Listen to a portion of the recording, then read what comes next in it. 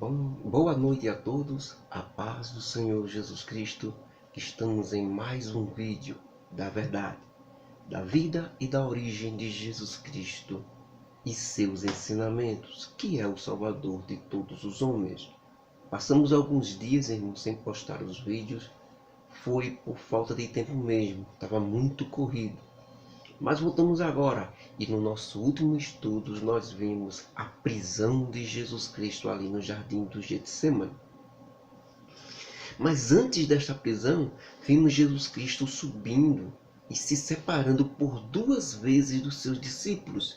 Primeiro, ele, assim que entra no jardim do Getsemane, ele deixa um grupo ali, chama Pedro, Tiago e João à parte e se separa daquele primeiro grupo. Vai mais adiante, ali no horto, no jardim do horto, um pequeno pedaço de terra onde se plantavam as hortaliças e verduras. E é ali que ele deixa Pedro, Tiago e João e diz: vou mais na frente para orar. Pedro, Tiago e João ficam ali e Jesus Cristo usa até aquela expressão que nós costumamos também usar: fiquem aqui e orem comigo. É isso que ele pede para os discípulos, pois Jesus Cristo está sentindo que se aproxima um momento da libertação dos homens, mas também o momento do seu sofrimento, sua morte e sua ressurreição. Então ele se afasta mais um pouco de Pedro, Tiago e João e ali começa a orar ao Pai. E ali ele pede que, se for possível, tire aquele cálice, que ele não entre naquele sofrimento.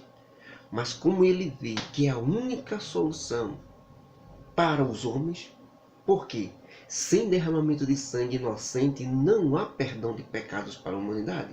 E como somente Jesus Cristo tinha esse sangue inocente e puro, somente ele poderia fazer isso. Então Jesus aceita passar por toda aquela agonia, sofrimento. E ao sentir tudo aquilo que vai passar, o amargor do sofrimento, ele vê ali instantaneamente tudo que irá passar para poder conceder esta salvação aos homens. A agonia é tão grande que o suor que escorre do seu rosto se transforma em grandes gotas de sangue que cai até o chão. E que registra o nosso evangelista Lucas, que conta a história. Então Jesus Cristo retorna para os seus 3 discípulos e encontra eles até pela terceira vez dormindo. E ele diz: eu não disse a vocês, orai e vigiai. Na verdade, o espírito está pronto, mas a carne é fraca.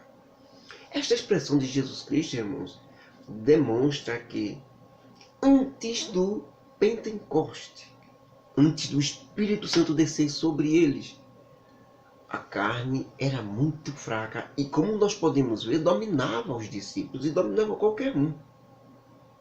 Sem a ação do Espírito Santo em nossas vidas, nós ficamos totalmente imunes à carne, aos desejos, a nós mesmos. Elas não nos controlam. A carne nos controla se nós não estivermos com o Espírito Santo.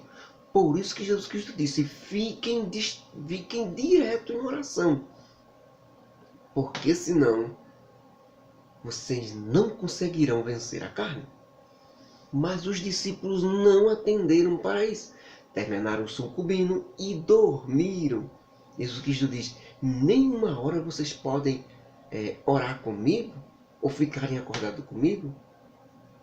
Então ele diz: basta, vamos até os outros discípulos, porque aquele que me trai está se aproximando, se referindo a Judas Iscariotes, que estava chegando com os líderes religiosos e os soldados para prender Jesus Cristo.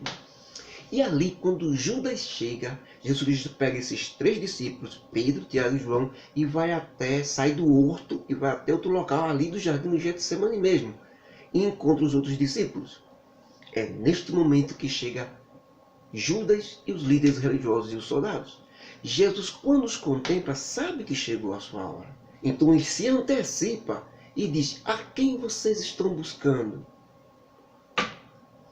Judas estava com os líderes religiosos e os soldados, todos com tochas acesas e com paus e espada nas mãos. para prender Jesus Cristo. Jesus Cristo disse: a quem buscai? E eles responderam: a Jesus Cristo, o Nazareno. Jesus Cristo disse: sou eu. Quando Jesus Cristo diz, irmão, sou eu, sua autoridade é tão grande que Judas e os soldados caem no chão pelo poder da palavra de Jesus Cristo. Eles se levantam novamente e Jesus Cristo diz: a quem buscais? E eles respondem: a Jesus Nazareno. Jesus diz: se é assim, então deixe todos esses outros que estão comigo irem embora. Então é neste momento que Judas, o traidor, se aproxima de Jesus Cristo e dá um beijo em sua face. E Jesus Cristo e Judas ainda diz: eu te saúdo, mestre. Jesus Cristo então diz a ele: com um beijo, Judas, você está traindo o Filho do Homem. É neste momento que Jesus Cristo se dirige aos principais líderes dos sacerdotes, aos capitães do templo de Salomão, aos anciãos, aos religiosos, e diz: vocês todos me viram, vocês todos vieram me buscar como se busca um ladrão, com varas, com paus, a quem está procurando um salteador. Por quê? Eu estava com vocês no templo todos os dias ensinando e nunca me prenderam. Não me escondi de nenhum de vocês. Mas agora só conseguirão, porque eu sei que essa é a hora de vocês. É a hora de Satã, do poder das trevas. Quando Jesus Cristo diz isso, Pedro diz: mestre, vamos matá-los a todos. E Pedro arranca a espada de sua bainha e corta a orelha do servo do sumo sacerdote chamado Malco. Jesus Cristo manda Pedro parar e diz: coloque esta espada no lugar, Pedro, porque todos os que usarem de espada, pela espada morrerão. Tu nem entende, Pedro, que se eu quisesse, poderia pedir ao meu Pai, e ele, Deus, me daria 12 legiões de anjos. Naquele tempo, irmãos, uma legião era o equivalente a uma companhia de 1000 soldados romanos. Uma companhia de 1000 soldados juntos, um pequeno exército de 1000 soldados, formava uma legião. Quer dizer, 1000 soldados. Uma corporação de 1000 soldados era uma legião. Certo?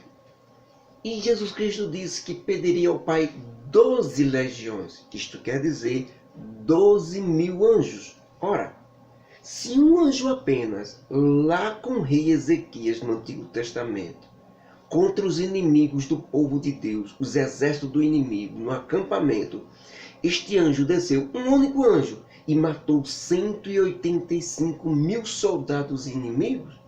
Imagine, irmãos, 12 legiões de anjos, ou 12.000 anjos, faria um estrago cataclísmico ali na terra. Tal era o poder que tinha.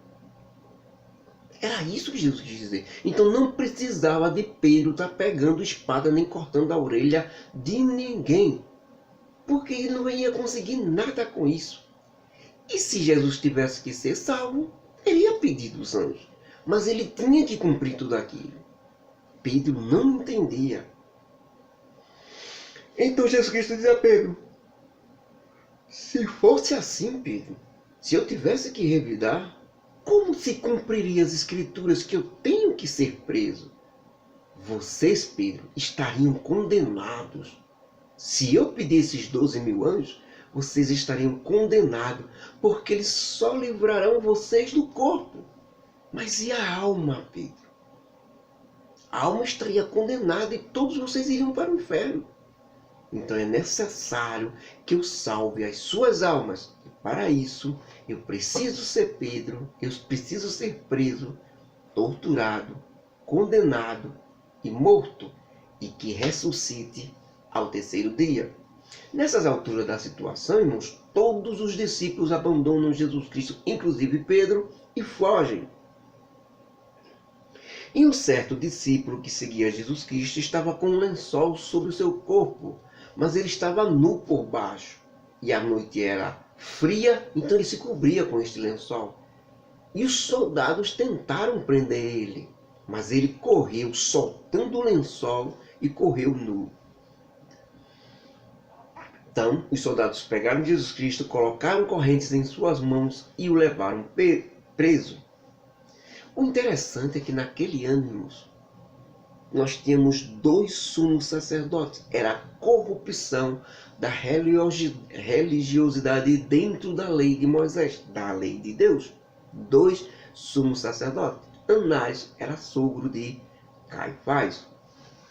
O sumo sacerdote legítimo era Caifás. Como Anás era sogro dele, mais velho, mais bem querido entre todos, ali, né, entre os sacerdotes, então ele levava esse título, mais título militar e político do que o próprio título religioso. Então foi para a casa dele que levaram Jesus Cristo primeiramente.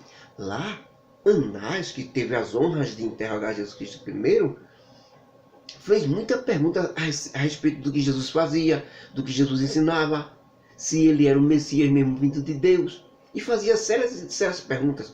Jesus Cristo respondeu e disse a ele: eu falei abertamente a todos vocês sem esconder nada. Eu ensinei sempre nas sinagogas, no templo, onde os judeus se reúnem, e nada fiz escondido. Por que tu perguntas a mim tudo isso? É nessa hora que um dos servos do sumo sacerdote, de Anás, dá uma bofetada em Jesus Cristo e diz: é assim que tu respondes aos sumos sacerdotes de Deus? Jesus Cristo simplesmente volta para ele e diz: se eu falei errado, me responda onde está o meu erro. Mas se eu não falei, se tu não sabes o que é errado, por que tu me feres? E Anás, vendo que o servo dele era um idiota, percebendo que não tinha condição de julgar Jesus Cristo, uma pessoa deste porte, mandou ele preso para o verdadeiro sumo sacerdote Caifás. E ali mesmo, de madrugada, o conduziram para a casa do sumo sacerdote de Deus, naquele ano chamado Caifás. Ali, na casa de Caifás, já estava reunido, sabe o que, irmãos? O Supremo Tribunal Religioso dos Judeus, o Sinédrio, que era composto por juízes de todas as religiões, de todas as seitas dos religiosos, fariseus, saduceus, sacerdotes. Todos os líderes deles formavam os juízes do Supremo Tribunal Religioso dos Judeus. E seguiram a comitiva ali até a casa de os discípulos Pedro e João. Seguiram a comitiva até a casa de Caifás, mas ficaram ali no terraço dos pátios do sumo sacerdote, junto com os criados e servos do sumo sacerdote. Só que João tinha acesso à casa, os conhecia os servos do sumo sacerdote, e Pedro não. Por isso Pedro ficou do lado de fora e João entrou. Depois João conversou com os servos do sumo sacerdote, voltou para o lado de fora, chamou Pedro e pôde dar livre acesso a Pedro. Pedro entrou também junto com eles e ficaram ali no meio dos servos do sumo sacerdote, esperando o julgamento de Jesus Cristo. Quando Jesus Cristo chega lá, Pedro, preso, já está o juízo já pronto para o julgamento de Jesus Cristo. Um verdadeiro espetáculo, irmãos, de calúnias, mentiras. Estavam ali os anciões do povo, os fariseus, os sacerdotes, e tem início aquele espetáculo. Tantas acusações falsas, tantas coisas, e Jesus Cristo ali calado. Eles sabiam que os argumentos eram falsos. O próprio Jesus Cristo sabia, o próprio sumo sacerdote sabia. Por isso eles procuravam outro meio, alguma blasfêmia que Jesus Cristo dissesse para condená-lo através da lei de Moisés.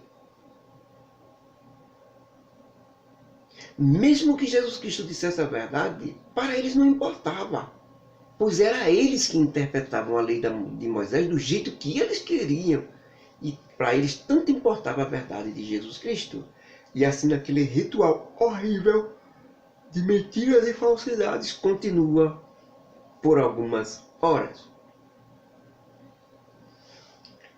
E é neste espetáculo que Jesus Cristo continua lá, calado, porque nem mesmo o sumo sacerdote acreditava naquelas calúnias, acreditava naquelas mentiras, mas precisava de algo forte para condenar Jesus Cristo. Por isso que o sumo sacerdote se levanta e entra em ação. Amanhã nós terminaremos o julgamento religioso de Jesus Cristo. Que Deus nos abençoe, nos ajude e nos guarde, em nome do Senhor Jesus Cristo. Amém.